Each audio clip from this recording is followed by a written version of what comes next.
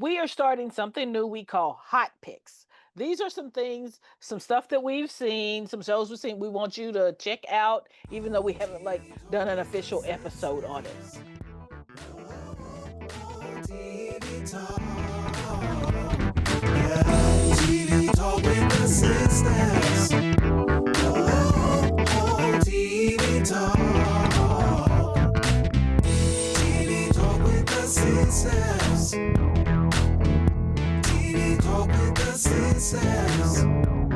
What they have to say. What they have to say. TV talk with the sisters. And so, my first hot pick of the day is going to be a new show on Prime called Ballard. I really like this show because I loved Bosch. It's a spinoff of the show Bosch. And Maggie Q plays this detective Ballard who leads a cold case department in LA. And it's really cool because she's got this mishmash team of folks of volunteers and police reserves and all this kind of stuff. But the thing I love about it is she is a strong female detective and she's trying to solve this crime that folks don't want solved. This is on Prime, and so I think you should check this one out because it's a fun story, and it kind of tells a story like they tell Bosch, if you're familiar with that. The second one is Grantchester.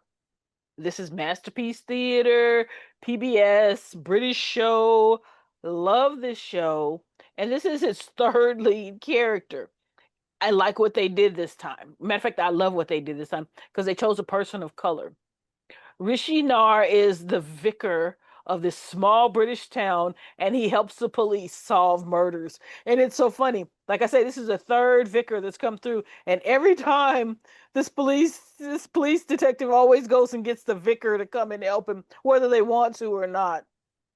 It is a fun show, and they've just like kind of gone off the chain with this particular vicar, but I love what they do. This guy is kind of like a love him and leave him vicar, and they all make comments about him saying, "Hey, are you gonna leave her like you did everybody else?" And so I like that about it. And this is in like the 1960s, and this show's in its 10th season, and they've already announced the next season's gonna be the last one. So I can't wait to Wow. see how they wrap it up. And this Yeah. story started with James Norton, who I am not ever forgiving because what he left this show and became a serial killer. Yeah. Not. He was good though. He was good. He was creepy. Creepy as I'll Yeah. get out. But Grantchester, make sure you catch up. You got 10 seasons if you haven't ever seen it before, and next season will be the last. And so I can't wait to see what they do with it. Another one that I think is going to be kind of fun is Poker Face. This is Natasha Lyon, and she plays this Charlie person who she can look at somebody and tell if they're lying. And most of the time, she's can tell if they're lying about killing somebody.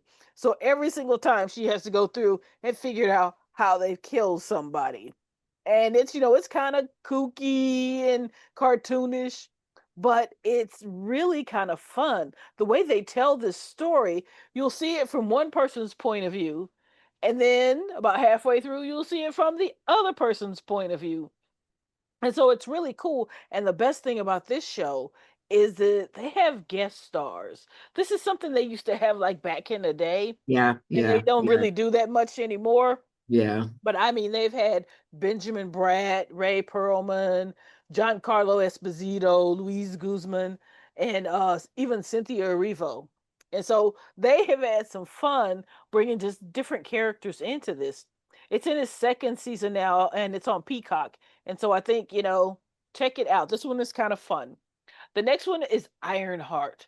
This is a Disney show, but it's Marvel, and it's a superhero. But the thing that caught me about this is it is black and brown people. Yeah. Yes. And the story's pretty relatable. You got this African American woman. She's, she really wants to be a superhero. And so she's, betting it on her suit, kind of like an Iron Man suit. But girlfriend done got kicked out of school, had to go home, try and find a job, couldn't find a job. And of course, her only focus is trying to build his suit.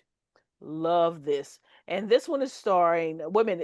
Ryan Coogler is an executive producer on this one, and it's starring Dominique Thorne and Anthony Ramos. And so, Okay. Okay. black and brown people, baby, black and brown. Hmm. It's really good.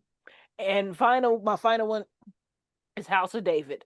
And this is going to be a blessing to those Bible study girls. If you enjoy stories about women in the palace, or what David was doing out in the field, they really took some creative license and did some things, and it just made me go, wow, never really thought about that. But I loved seeing the struggles between the brothers. You know how brothers always be nagging and picking at each other. But I loved how the word of God is portrayed in this. I love how David's confidence in God's word, and it's because of based on all of the things he experienced out there in that field by himself. But the thing that was just so awesome is he reminded me of the greatness of our God, no matter who Hmm. the giants are in our life. And I was like, ooh, this is so good. And Hmm. this is on Prime, and it's the first season. I can't wait to see what they do with the next season. I'm sure they're going to skip some time, and I hope they don't. But I just can't wait to see what they're going to do with this. It's going to be, I think, pretty amusing. But those are my hot picks. Those are things I think you just need to see. What about you, Regina? My hot picks. So mine are very different from her hot picks. They're not really TV shows per se. I've watched a lot of documentaries because I've kind of traveled, been in and out of the country. So my first one was My Mom Jane, Mariska Hargitay's documentary on her mom, Jane Mansfield. So, so good. Tells Mariska's story about her mom, Jane Mansfield, who was the sex symbol and actress.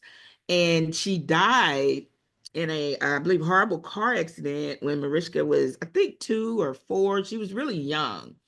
And so it's her going back and talking to her siblings and her mom's friends and people who knew her and kind of telling her mom's story and how it intersects with her story. And I thought it was such a touching kind of tribute to her mom, but it also kind of lets you in on the life Mariska lived as she grew up. And so I really did like it. Loved it, loved it, loved it, loved it.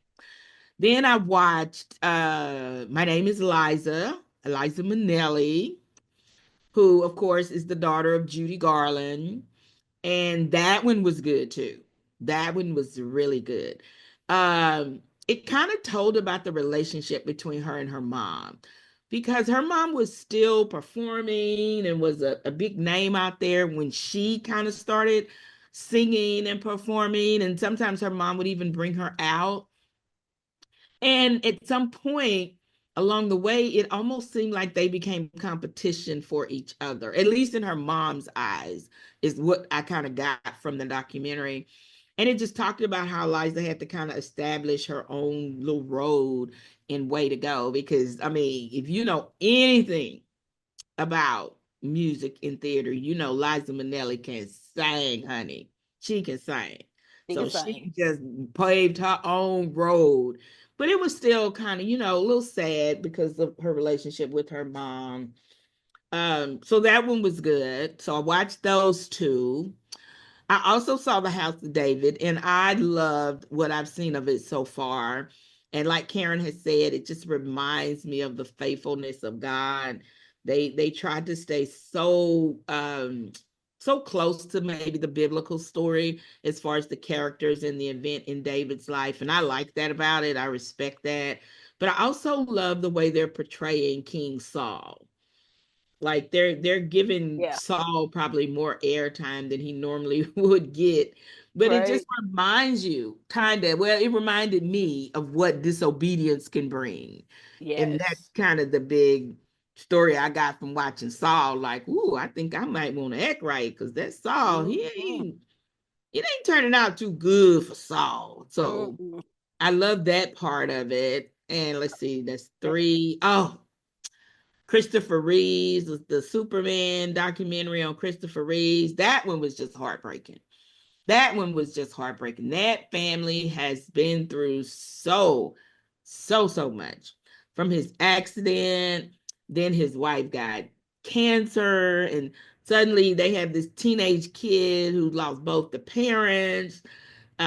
He pretty much was raised by his half siblings, I believe, and it was just a lot. It was just a lot. And Christopher Reeves was my favorite Superman. I mean, he is my Yes. favorite Superman. But Hmm. just to see this behind the scenes of his life before and after the accident was really interesting. And he really was a Superman to live with what he lived with for so long and Right. try to turn that into a positive. So it was kind of heartbreaking, but it was also a little inspiring. Okay. And I think my last one, of course, I went all the way back, y'all, to like the 1930s and 40s, and I watched The Thin Man. I love the Thin Man. Most of y'all probably don't know what I'm talking about, but if you got a great grandmama, go ask her about the Yeah. Thin Man, okay? Because y'all's Right. grandmamas are like 45 now. So go back some more years to your great grandmama and ask about the Thin Man. It's William Powell plays this kind of, I don't know. He's like, he married this rich lady and they kind of Yep. lived this nice, affluent life, but he Yeah. always seems to find himself in the middle of some situation where he has to solve the crime for the police. Yep. And He's a his great wife is, detective. yeah, his wife is right there with him, trying to help him solve the crime. And they got this little schnauzer, Aster, who's the Yes. baddest dog ever, who's always in Yes. the middle of it too. And it's just interesting to me. Number one, because it's black and white, 1930s or 40s. He gonna solve that crime in an hour and 2 minutes, y'all. So you ain't got to worry about staying up late or hanging long. You got an hour and 2 minutes, and William Powell is going to solve this crime. And I like that. It just cracks me up the simplicity of their crime shows. And so those are the things that I've been kind of watching. I think y'all should check them out too. I mean, you're not going to find very many people of color in the Thin Man. No. You might, but more likely than not, you won't. But it's And if still you a do, good they will be the story, I think. stereotypical roles. They'll be the butlers and the maids and the stuff like that. Yes, butlers, maids, maybe a chauffeur. That's it. You don't have a lot of people of color back in those days that was on the TV. Now, I tried to get into Charlie Chan. Eee. Couldn't do it. Sorry, Asian people. I just couldn't do it. The way you were portrayed in Charlie Chan. Now I'm looking at it with my eyes in 2025, and it was just too racist for me. I just couldn't stand it. I would It love is to pretty hear from racist. somebody who was alive during the time they were coming out, who's Asian, and what you thought of it. But nowadays, when I watch it, I couldn't stand it. It was too much. It It was just too is. It stereotypical. But is. those are my hot takes. And thank you That's it, so y'all. much for listening. And if you want to give us some feedback on what you think of these shows, you can hit us up on X, Facebook, or Instagram. Let us know what you think about these shows. And if you have some other stuff you think you want to share with us that you think we need to watch, you can do that. But thank you guys for listening. Yeah, thanks, guys. Bye. Bye. TV Talk is produced by Karen J. Anderson, music by Karen's friend Dave, and Regina Anderson just shows up to talk.